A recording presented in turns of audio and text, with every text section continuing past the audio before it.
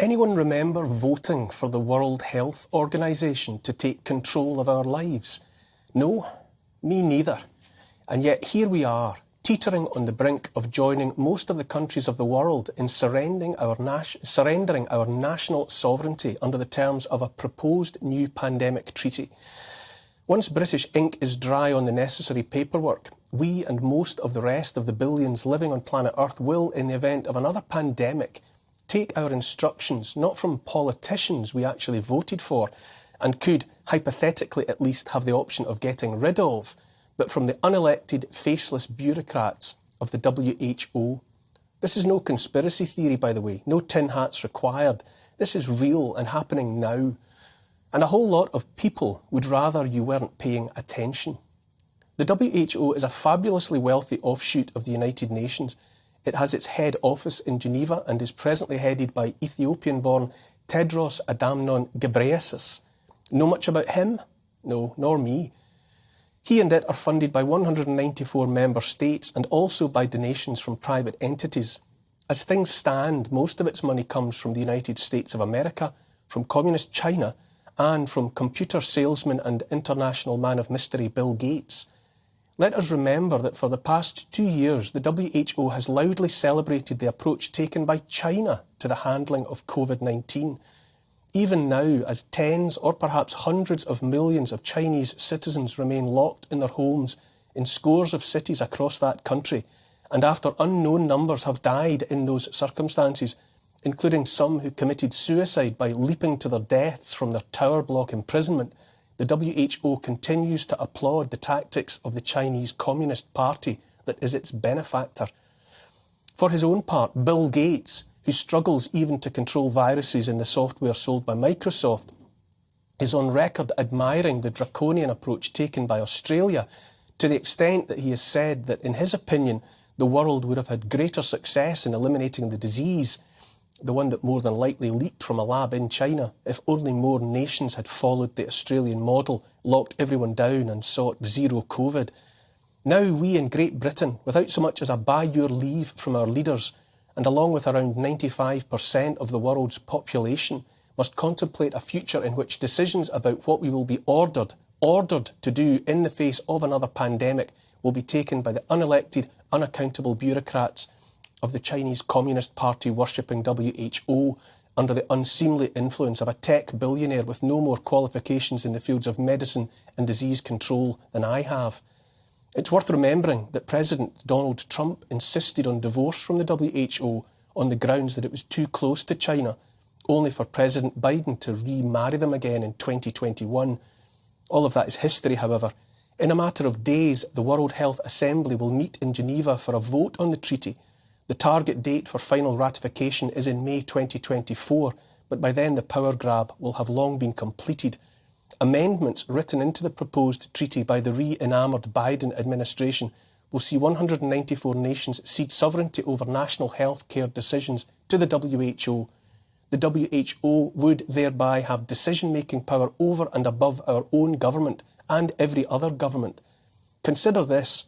When you watch footage of the 26 million people of Shanghai locked down in their homes, their cats and dogs beaten to death in the street, the WHO would, by the terms of the new treaty, have the power to impose the same on cities here. Note too that under the terms of the treaty, the WHO does not have to show any data to legitimise its conclusions or decisions. It's also worth knowing, to say the least, that it would be up to the WHO to define what the next pandemic is. Seeing how things are going, I would hardly be surprised to hear about a pandemic of obesity or of heart attacks, followed by the lockdowns and other restrictions to deal with same. No doubt lockdowns to fix the climate can't be far away either. In the case of climate, the WHO might draw the conclusion that we, the human species, are the virus. Who knows what they might conclude and decide then? Be in no doubt, this so-called pandemic treaty is the single greatest global power grab that any of us has seen in our lifetime. It's nothing less than the groundwork, the laying of deep foundations for global governance through the WHO. Many of those opposed to the treaty, and there is an online petition here in the UK seeking to demand that the matter be discussed in Parliament, have pointed to the, shall we say, compromised position of the WHO itself. Much has been made of the notion that a fish rots from the head. Back in 2017, Robert Mugabe of Zimbabwe was appointed as a goodwill ambassador of the WHO by Tedros, and only dropped after shrieks of outrage from those who pointed out that Mugabe might have been a controversial choice of poster boy for an organisation notionally committed to the well-being of living people.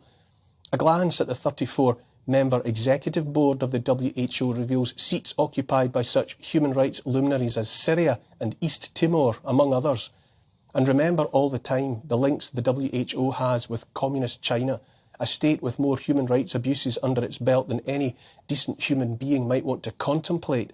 And that's before we get to the looming presence of the world's fourth, or is it second, richest man, the one and only Bill Gates and his foundation, whose commitment to mass vaccination is unsurpassed. As far as I'm concerned, the whole thing stinks like the aforementioned dead fish. The approach taken to COVID by the Chinese government and endorsed by the WHO was never about health, I say, and always about control. Just as there is more than one way to skin a cat, one beaten to death in a Shanghai street by a man in a hazmat suit armed with a stick, perhaps, so there is more than one way to seek to impose undemocratic authoritarian control upon a population. Just as for instance, a government desiring such control might try frightening the living daylights out of its people, telling them that if they don't take their medicine that Big Pharma knows in advance might kill or maim some of them, that they won't be able to travel, leave the country, go to work, or the pub, or the cinema, or to school. A government, or indeed any unelected body seeking total control, might tell its people that unless they do what they're told, they won't ever be getting back to anything even resembling their old normal lives. That's not how you protect people from a pandemic. That's how you exploit and manipulate the very notion of a pandemic in order to seize and retain control. And then, while they're either still terrified or just plain exhausted and demoralised by the whole damned experience, why not slip through all manner of new legislation shaped to mop up the dregs of whatever old-fashioned freedoms and rights remain behind? I am, even by my own estimate, the unlikeliest of rebels. All I know is that I have, for a period now, measurable in years, been opposed to those in power here, and also all but a handful of those vying to replace them. For the longest time I've cared not a jot what those jokers try and tell me to do. The evidence coming out now about lockdown harms, about vaccine harms, tells me I was right to follow my own path. In short, I've had enough of the lot of them. They don't speak for me, or in any way matter to me. If this pandemic treaty comes to pass, I will disregard it.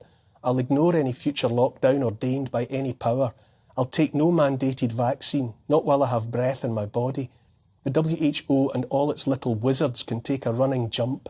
The men in suits can sign whatever treaties they want. I don't care. Not one of them, not Johnson, not Trudeau, not Macron and the rest, has the stomach for the wet work that would be required to put their authoritarian plans into action.